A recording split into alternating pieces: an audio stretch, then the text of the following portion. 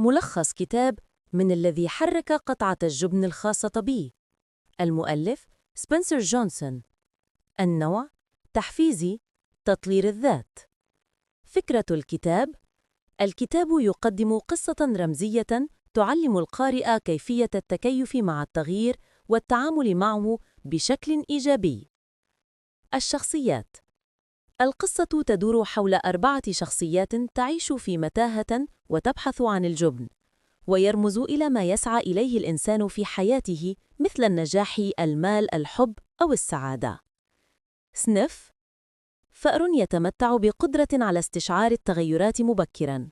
سكوري: فأر سريع في اتخاذ القرارات والعمل.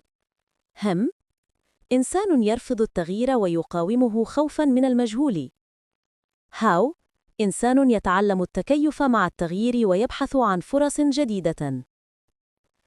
أحداث القصة: عندما يختفي الجبن من مكانه المعتاد، يتفاعل كل شخص بشكل مختلف.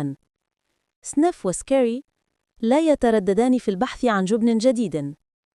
هم: يرفض التغيير ويبقى في مكانه. هاو: يبدأ في التعلم والتكيف مع الوضع الجديد. الدروس المستفادة: التغيير أمر حتمي. الجبن لا يبقى في مكانه إلى الأبد. التكيف مع التغيير: من يتكيف يجد فرصاً جديدة. الاستعداد للتغيير: يجب أن نكون دائماً على استعداد لمواجهة التغيرات. التعلم من التجربة: التجربة والخطأ هما طريقا التعلم والنمو. الخلاصة: الكتاب يعلم أن التغيير ليس نهاية بل بداية للفرص الجديدة. علينا التخلي عن الخوف والتردد والبحث عن الجبن الجديد في متاهة الحياة.